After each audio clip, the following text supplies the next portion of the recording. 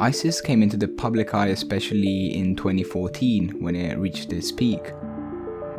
But the organization has a much longer history, and if you've spent any time researching it, you've surely encountered the many different names which it has assumed throughout time. Everybody seems to call it in a different way, and this can be quite confusing and at times overwhelming. And so the aim here is to try and shed some light and clarity on the various labels which ISIS has had, by putting it also in its historical context, which is of course necessary.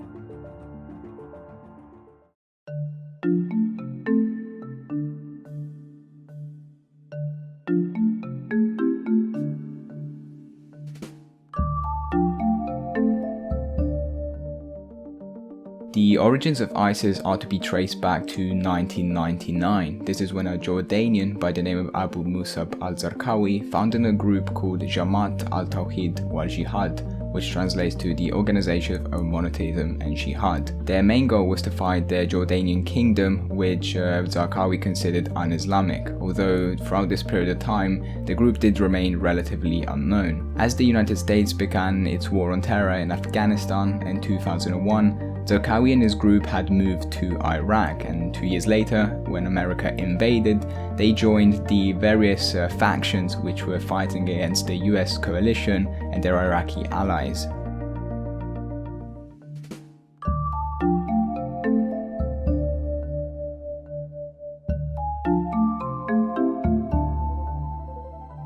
In October of the following year, Zarqawi pledges allegiance to Osama bin Laden, and his group becomes al-Qaeda's branch in Iraq, known as Tanzim Qaidat al-Jihad fi Bilad al-Rafidai, which translates to the Organization of Jihad's base in Mesopotamia, or better known as al-Qaeda in Iraq. One of the main reasons for this is that both men shared the goal of fighting against the US invasion, although from the beginning both did have many disagreements. Bin Laden wanted to bring about a global jihad, and he interpreted the enemies as being those who were non-Muslims, while Zarqawi on the other hand wanted to establish a caliphate and saw the Shiites, which is one of the two main branches within Islam itself, as the biggest enemies.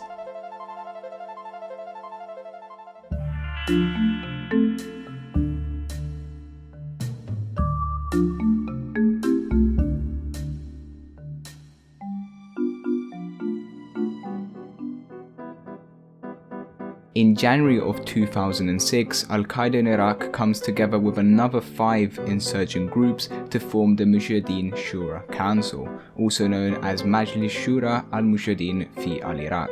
This was essentially an umbrella organization, although the 6 groups that formed it did remain their own entities. The Mujahideen Shura Council was headed for the most part by Abu Omar al-Baghdadi, and its main goal was to continue fighting the US coalition and Iraqi authorities. Later in June that year, Zarqawi is killed by a US airstrike, and al-Qaeda nominates Abu Ayyub al-Masri as al-Qaeda in Iraq's new leader.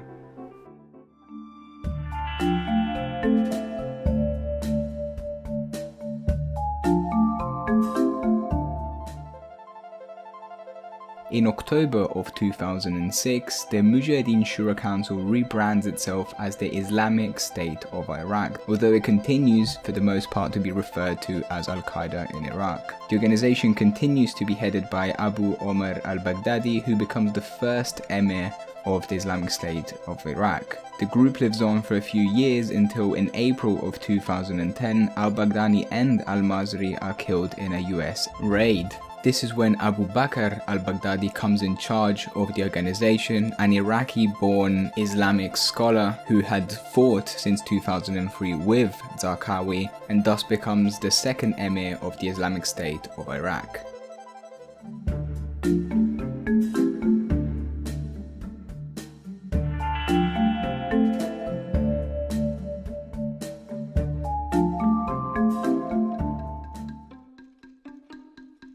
in 2012, al-Baghdadi sees an opportunity to expand the influence and presence of his organization thanks to the uncertainty that was brought about by the Arab Spring, and thus sends a group of individuals from Iraq into Syria, which went to form a new organization called Jabhat al-Nusra, or the al-Nusra Front.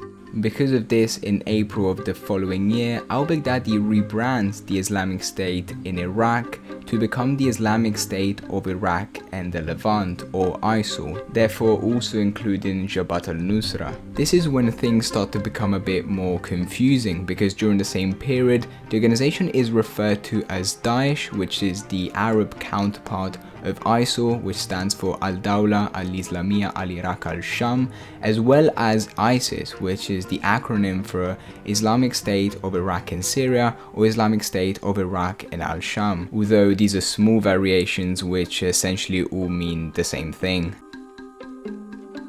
Jabhat al-Nusra was led by Abu Muhammad al-Julani, and he wanted to maintain his independence without being subjugated to al-Baghdadi's proclamation. Therefore, he pledged allegiance to Zawahiri, who was at the head of al-Qaeda, and in February of 2014, al-Qaeda and ISIS separate after disagreements between Zawahiri and al-Baghdadi regarding the role of al-Nusra, as well as the long dispute that had been going on since al-Zarqawi and bin Laden over the brutality that the Islamic State had against the Shia.